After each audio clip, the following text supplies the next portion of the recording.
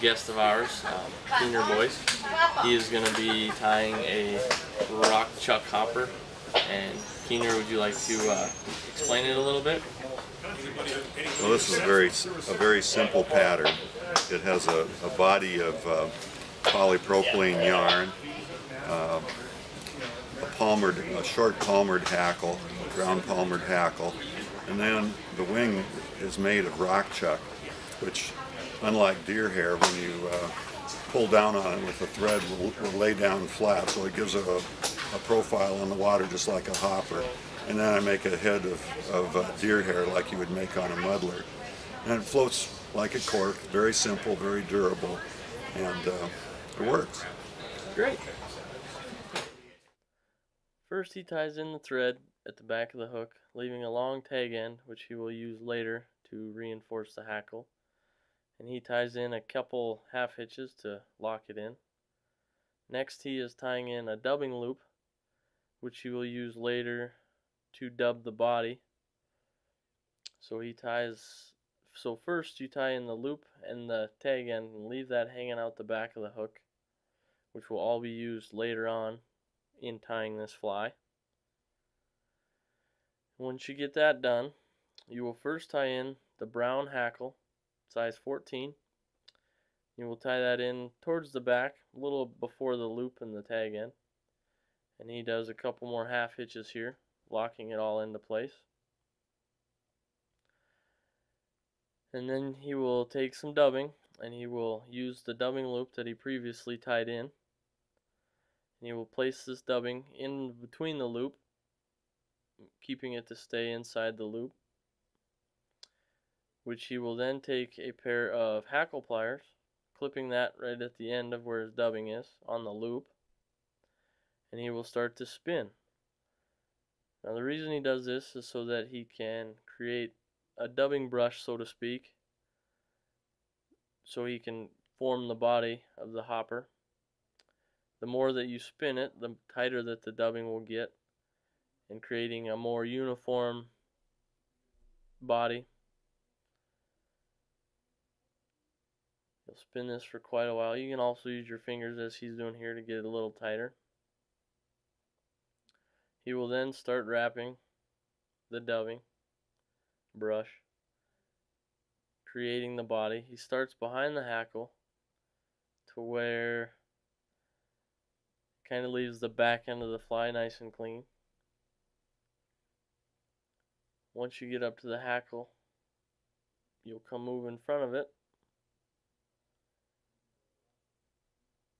which you can see with the spinning of the dubbing brush, it makes a nice uniform body, which he'll wrap all the way to about 3/4 of the way down the hook.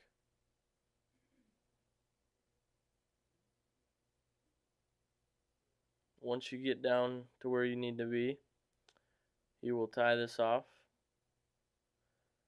And he likes to put a half hitch after each set of materials, which helps lock the fly and hold everything into place.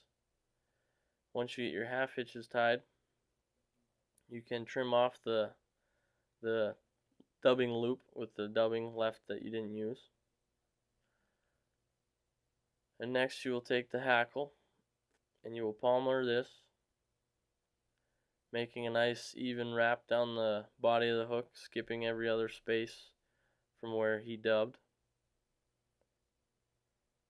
You'll just want to work the hackle all the way down.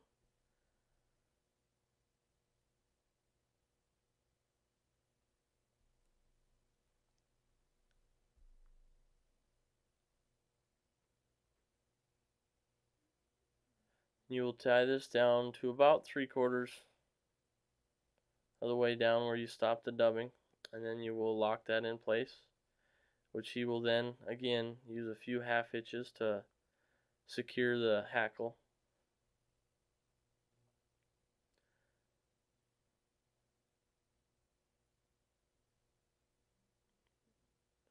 Which once you get your half hitches tied, you can trim off the excess hackle.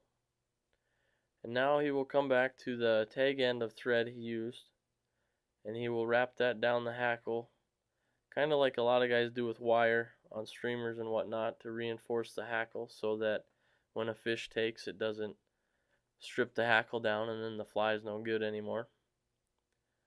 So once he gets that worked up to where the hackle ends, he'll tie that off.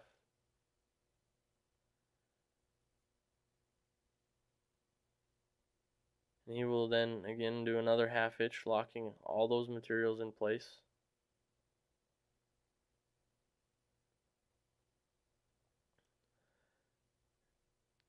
You can trim off the extra thread.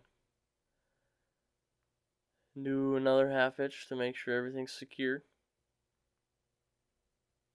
Then he will take Woodchuck, or in this instance we used Red Squirrel because we didn't have any Woodchuck.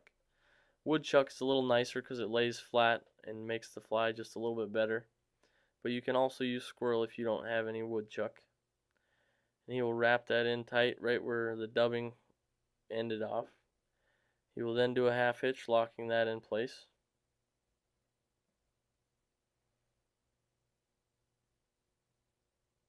And then you can trim the extra Woodchuck or squirrel tail.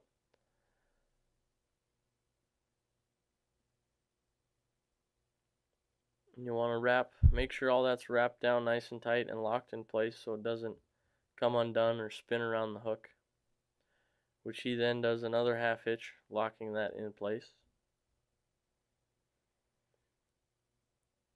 And next we will take some deer hair, and instead of spinning it, he just lays it down and ties it in, pulling fairly tight to spread that all out.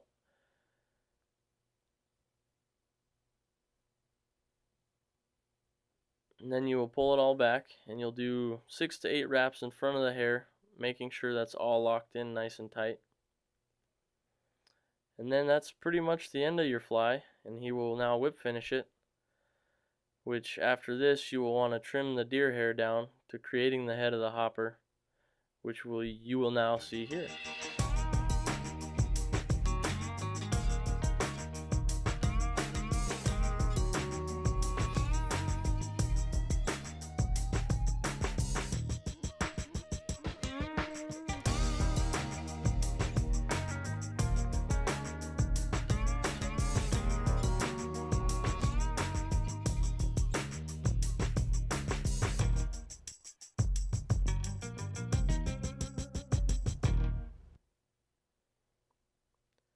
Now that it's all nice and trimmed, you can see he left some long fibers, but that's pretty much the Woodchuck Hopper.